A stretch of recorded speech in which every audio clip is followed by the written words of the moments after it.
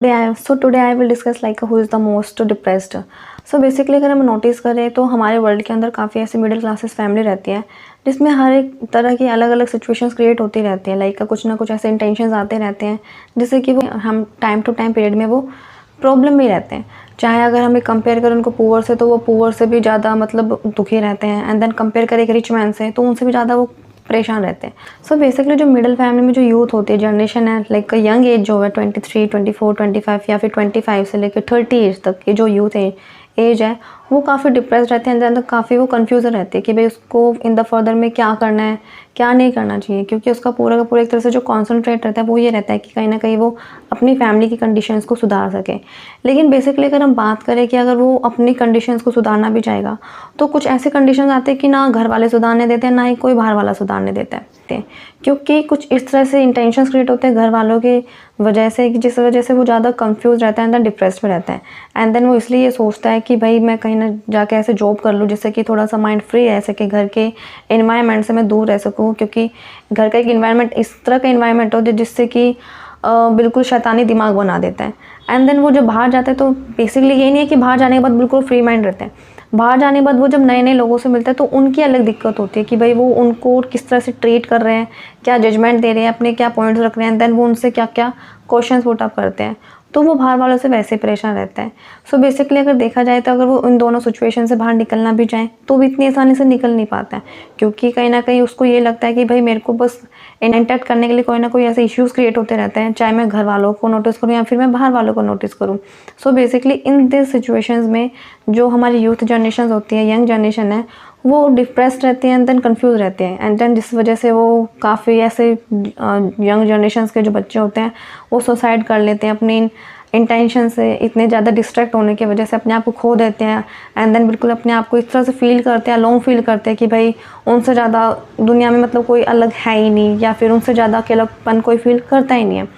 So basically जो ये intention create होती है या तो घर वालों की वजह से होती है या फिर घर वालों की वजह से होती है। सिर्फ दो ही ऐसे वेज होते हैं जहाँ से उनको इंटेंशंस मिलती हैं कि भाई किस तरह से वो प्रॉब्लम में आते हैं और किस तरह से उनके ऊपर जो ये दिक्कतें हैं ये एकदम से बढ़ती चली जाती है। कि जो मिडिल फैमिली पेरेंट्स होते हैं वो सिर्फ ये सोचते हैं कि अब तो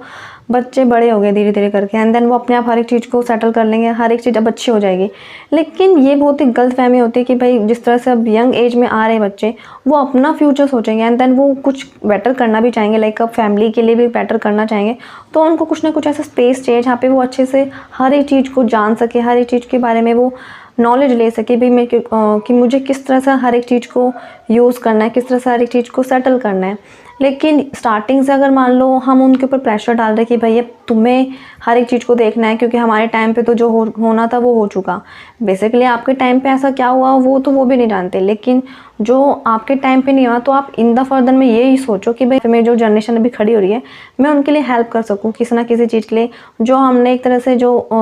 टाइम देखा, जो भी बुरा एनवायरनमेंट के साथ हम रहे, वो बच्चों के लिए आगे इन द फर्दर में या फिर यंग एज के अंदर ना देखनी पड़े। क्योंकि जब तक पेरेंट्स अपने बच्चों को हेल्प नहीं करेंगे तो जो यंग जनरेशन है वो अपने आप को कहीं ना कहीं खो देती है, एंड देन वो इतनी डिप्रेस्ड हो जाती है कि उनको कुछ ना कुछ ऐसे गलत कदम उठाने पड़ते हैं।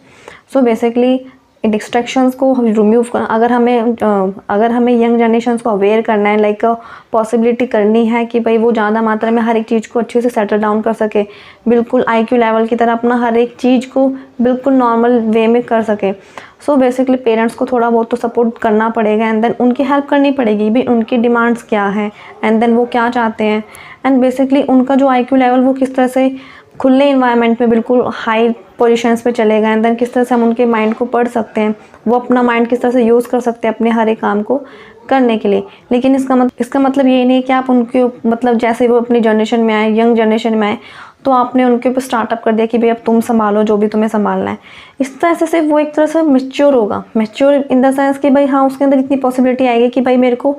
जैसे मेरी फैमिली ने किस तरह से घर को इकट्ठा करके रखा हुआ है या फिर किस तरह से बहसबाजी होती है, किस तरह से आर्ग्यूमेंट करते हैं, सिर्फ इस तरह से सिर्फ वो यही बातें सीखेगा भाई मेरे को घर को किस तरह से करना है हैंडल। लेकिन वो बाकी की जो चीज़ें हैं कि किस तरह से अर्निंग करनी है, किस तरह से हर एक बेस को जो बेस लेवल है वो किस तरह से क्लियर करना है, पेरेंटिंग जो सिचुएशंस है वो कैसे सही करनी है, इन द फर्दर में मैरिड के बाद मेरे को किस तरह से रहना है, हर एक चीज़ को देखकर चलना पड़ता है, क्योंकि अगर हम यंग जनरेशन्स को टाइम नहीं देंगे, खुला एनवायरनमेंट नहीं देंगे, हर एक चीज़ को सोचने के लिए टाइम नहीं देंगे, तो हम ये भी नहीं डिपेंड रह सकते कि भाई वो हमें आगे इन द फर्दर में कुछ अच्छा करके दिखा भी सकती है। क्योंकि जितना हम उनको अवेयर करेंगे हर एक चीज़ को लेके, हर एक चीज़ से लेके उनको रिलेट करवाएंगे, तो बेसिकली कुछ ना कुछ अच्छा कर सकती है और देन अपने आप के लिए भी बहुत अच्छा कर सकती है।